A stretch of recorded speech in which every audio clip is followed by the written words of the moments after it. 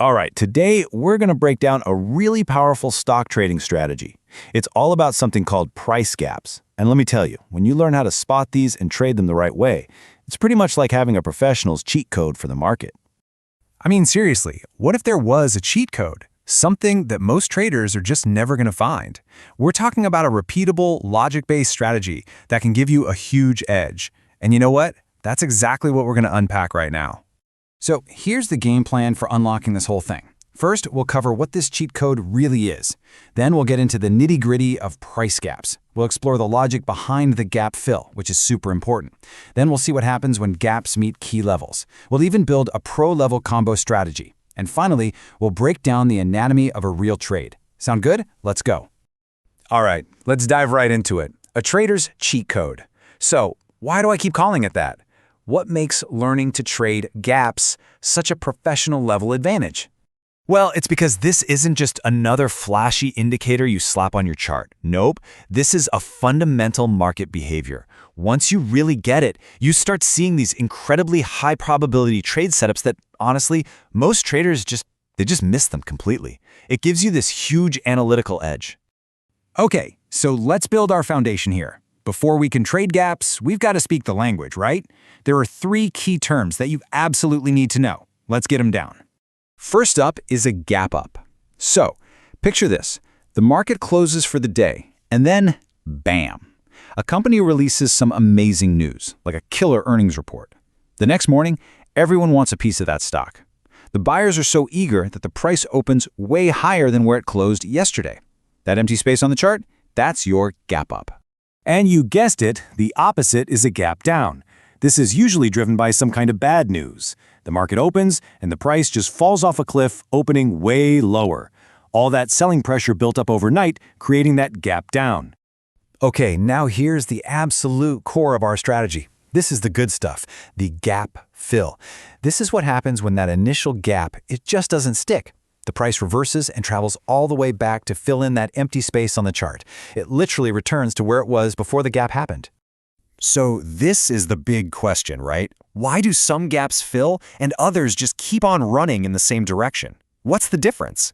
Well, the secret lies in why the gap happened in the first place. It really all boils down to one thing: fundamentals versus pure emotion. See, if a gap is caused by something huge and fundamental, like a truly game-changing earnings report, the market might decide, yep, this is the new fair price. That gap sustains.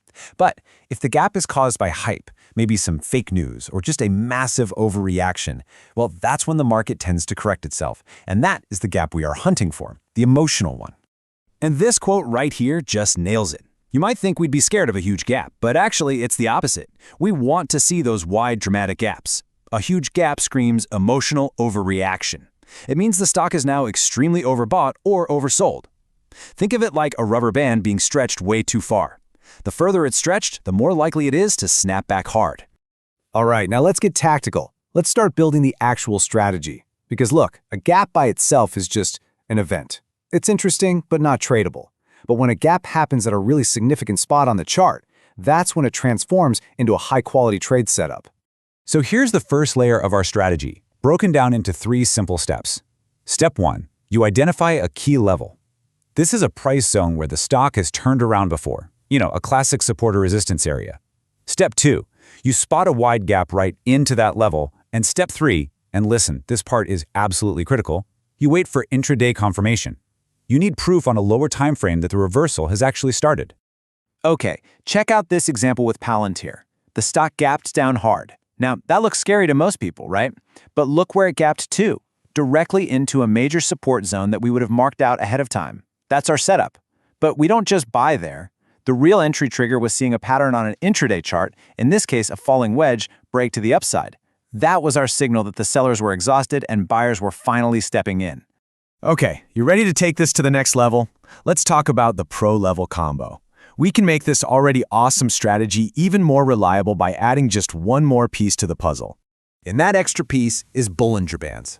Now, these bands basically measure volatility. And here's the magic. When a price gaps so hard that it actually breaks outside of the bands, it's a massive statistical flag. It's telling you the move is extremely overextended and probably can't last.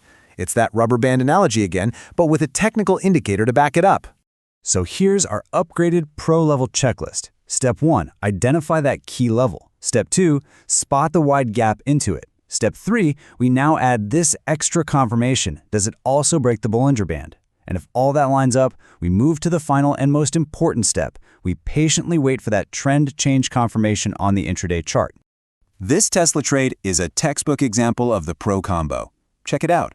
First, we had a key support zone from the weekly chart. Then, we got that massive gap down right into the zone. And third, that gap down candle blew way outside the lower Bollinger Band. Boom, boom, boom. All three conditions were met. This was screaming extremely oversold and set up a beautiful, high-probability long trade. Okay, so now let's really dissect a trade from start to finish. And what's so cool about this strategy is that it works both ways. It's not just for buying stocks that have gapped down, you can also use it to short stocks that have gapped up. Let's look at a short side example. Yeah, so this was a Shopify trade that we actually took using this exact strategy. And as you can see, it's basically the whole thing in reverse. Instead of looking to buy a gap down into support, we're hunting for an opportunity to short a big gap up right into a major resistance level. I mean, just look how perfectly all the pieces fell into place here. The setup, a huge gap up right into a key resistance zone.